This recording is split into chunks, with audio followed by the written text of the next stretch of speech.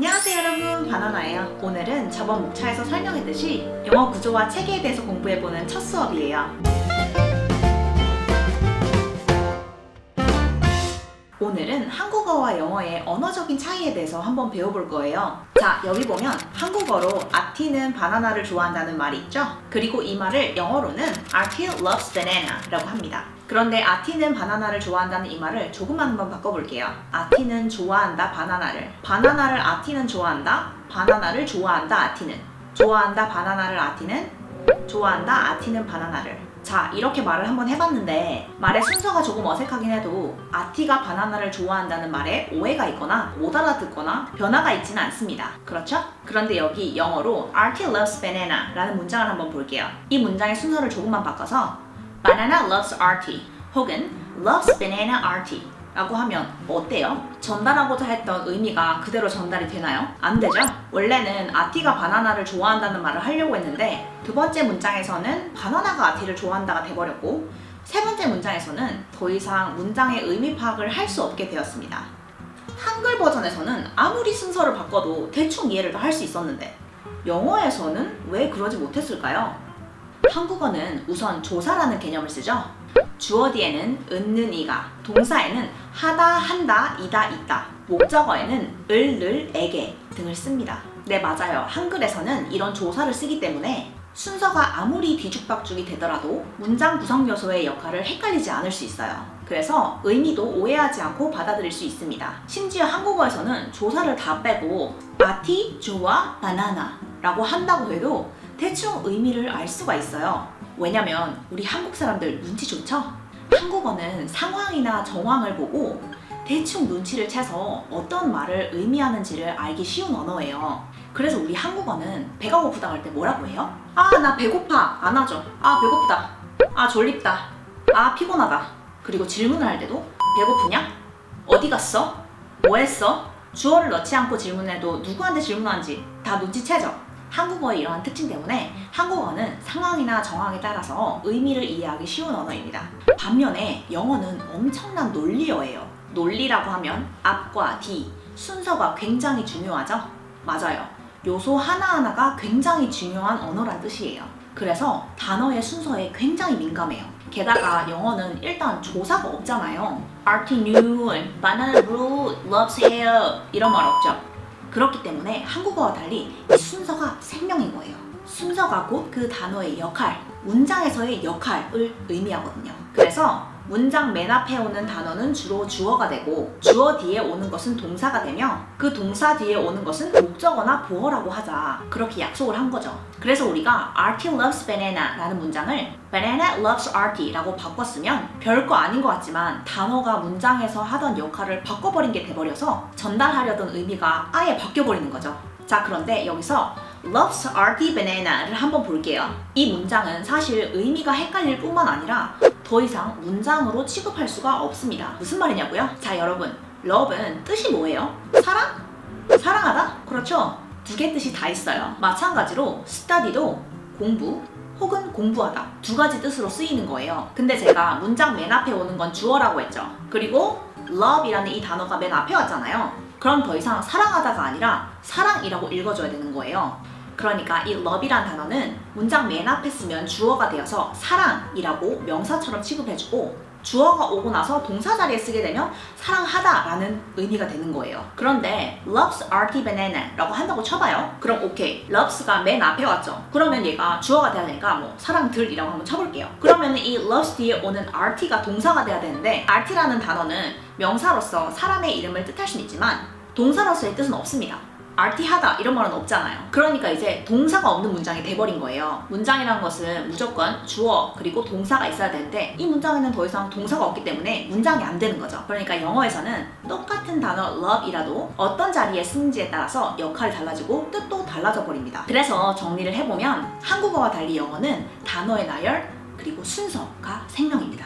자, 좋아요, 좋아요. 자, 그럼 우리 영어에서 순서가 얼마나 중요한지를 알게 됐어요. 근데 사실 영어가 다른 언어에 비해서 굉장히 쉬운 언어란 거 아세요? 다른 언어에 비해서 문법 체계가 굉장히 쉬운 편이에요. 그 이유는 이 순서가 굉장히 중요하다고 했는데 대략적으로 이 문장의 순서는 총 5가지밖에 없습니다. 그리고 여러분들 대부분은 이 5가지 문장의 형식에 대해서 다 들어본 적 있을 거예요. 이게 바로 그 유명한 영어의 O형식입니다. 영어 문장의 5가지 형태, 그게 바로 O형식이에요. 아이들이 읽는 동화책도, 여러분들이 공부하는 수능, 제가 공부하는 영어 원서, 뉴욕타임즈, 미드에 나오는 대사 모두가 이 5가지 형식에서 크게 벗어나지 않아요. 도치나 강조법이 들어간 몇몇 문장을 제외하고는 여러분들이 만나게 될 대부분의 문장이 다 이 O형식에 포함이 됩니다. 얼마나 좋아요. 그래서 이 O형식만 잘 배우고 나면 영어의 구조를 잘 이해할 수 있어요.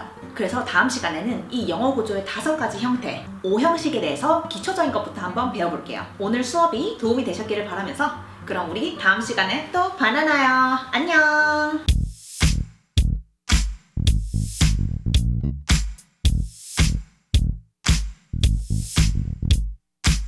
지금 프랑스는 거의 봄이에요. 제가 외국에 살면서 외국인 친구들 진짜 많이 만났거든요. 근데 그 중에서도 이 알리라는 친구 얘기를 오늘 한번 해드릴까 해요. 그 친구가 호주에서 한 6개월 정도 살았어요.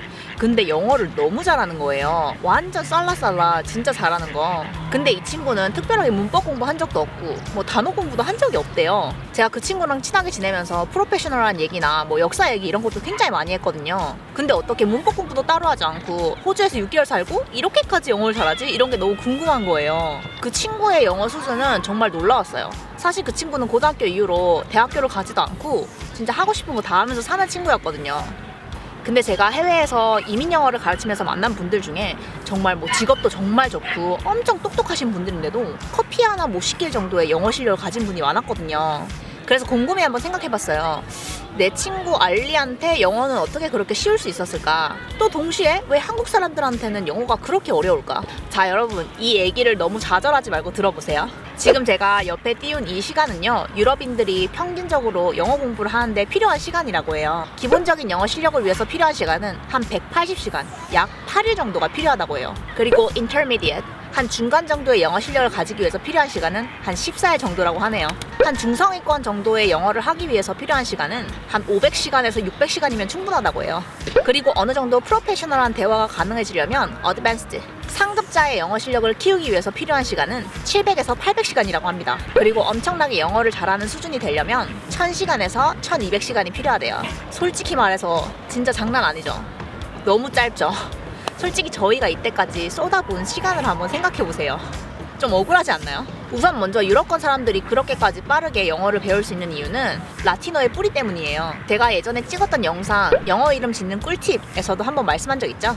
이 로마 제국 영향권에 있었던 대부분의 유럽 국가는요, 라틴어의 뿌리를 공유하고 있기 때문에 비슷비슷한 어근을 많이 써서 단어가 다 조금 비슷하대요. 그래서 유럽 친구들은 큰 공을 들이지 않고도 단어를 쉽게 배울 수가 있는 거죠. 그런데 이런 문화를 공유하지 않은 아시아 사람에게는 단어를 외우는 게 굉장히 어렵습니다. 예를 들어서 영어의 delicious는 프랑스에서는 delicieux, 그리고 영어에서 가능하다는 의미를 가진 possibility는 프랑스에서 possibility로 쓰입니다. 그리고 어쩔 수 없이 문화의 공유와 지리적 접근성을 무시할 수 없겠죠. 제 유럽 친구들은 어린 시절부터 영어로 돼 있는 만화나 영화, 드라마를 많이 보고 컸다고 해요. 영국과 프랑스를 제외한 대부분의 나라에서는 자국 영화나 자국 드라마, 자국 음악을 그렇게 많이 듣지 않는다고 해요. 대부분 영어로 돼 있는 미국 영화나 영국 TV쇼를 많이 보죠. 그래서 어릴 때부터 영어에 굉장히 익숙했대요. 뭐 핀란드, 독일 같은 나라는 영어 자막 같은 거 없이 바로 본다고 하죠. 학교에서 듣는 수업도 대부분 영어로 진행되는 경우가 많다고 해요. 한국도 뭐 미국 영화, 드라마 많이 보지만 자막 없이 볼 정도는 아니잖아요. 그래서 한국도 유럽계 사람들만큼 빠르게 영어를 배워가고 있는 것 같긴 해요. 그러나 저희가 결코 가질 수 없는 게 하나 있죠. 바로 지리적 접근성이에요. 알리는 어릴 때부터 여행을 독일, 스웨덴, 스페인 등으로 바캉스를 다녔고 자연스럽게 기본적인 표현 등은 알아듣고 말할 수 있는 수준이 되어야 했대요. 그래서 좀 더 영어를 써야 되는 기회도 많았고 명분도 많았죠. 요즘에는 한국 분들도 워낙 여행을 많이 다니니까 그런 기회가 많아진 것 같긴 해요. 그리고 가장 중요한 오늘의 포인트, 영어와 유럽권 언어는 문법 체계가 굉장히 비슷하다고 해요. 문장의 구조나 법칙 같은 것들이 굉장히 비슷하대요. 프랑스어 프랑스어, 이탈리아어, 독일어, 스페니쉬가 다 그렇다고 하네요. 주어 쓰고 동사 쓰고 목적어 쓰고 하는 이런 순서 체계가 굉장히 비슷하대요. 그래서 이런 기본적인 틀이 굉장히 비슷하기 때문에 언어적으로 받아들이는 게 굉장히 쉽고 또 익히는 게 쉽다고 하네요. 반면에 영어와 한국어는 문법적인 체계가 너무나도 다르기 때문에 처음에 익숙해지는 것도 쉽지 않고 이런 체계의 차이를 이해하지 않으면 받아들이는 게 쉽지 않은 것 같아요. 그래서 이런 체계의 차이를 배우고 익히는 게 정말 중요하다는 걸 또다시 한번 느꼈어요. 아티도 원래 호주에 오기 전에는 그렇게 영어를 잘하진 않았대요. 그런데 영어하고 프랑스어가 워낙 비슷하다 보니까 조금만 연습하고 대화도 여러 번 하고 많이 듣고 이렇게 하다 보니까 금방 익숙해져서 지금은 거의 모국어처럼 쓰거든요. 읽고 말하고 쓰고 굉장히 자유롭게 다 하죠. 저는 언젠가 우리 한국 친구들도 다 그렇게 될 수 있었으면 좋겠어요. 제가 완전 일중독 말중독이라서 이렇게 산책 나왔는데도 갑자기 여러분들한테 해줄 얘기가 생각이 나서 그냥 앉아서 주저주저 막 떨었네요. 여러분 지금 제 눈앞에 뭐가 있는지 아세요? 보여줘야지. 짜잔! 너무 예쁘죠? 제 눈앞에는 지금 백조가 있습니다. 하이! 예쁘다. 저도 사실은 제가 영어를 못했으면은 어떤 인생을 살았을지 궁금해요. 그때 제가 영어 공부를 열심히 해서 외국인 친구도 만나고 남자친구도 만나고 세계 여행도 하고 진짜 좋은 사람도 많이 만나고 하고 싶은 거 다 하고 살고 이런 게 다 영어를 잘 하게 된 덕분이 아닌가 그런 생각 많이 하거든요. 그래서 여러분들도 저와 같은 그런 기회를 많이 얻으셨으면 해서 제가 이런 영상도 찍고 하는 거예요. 어떤 분이 제 영상 꼬리에 그 유관순이라고 한국 사람들을 도와주는 동포를 도와주는 유관순이라고 하는데 네, 유관순이 되어드릴게요. 우리 같이 열심히 해요, 여러분. 그러면 제가 사는 곳 한 번 더 보여드리고 아이 좋아.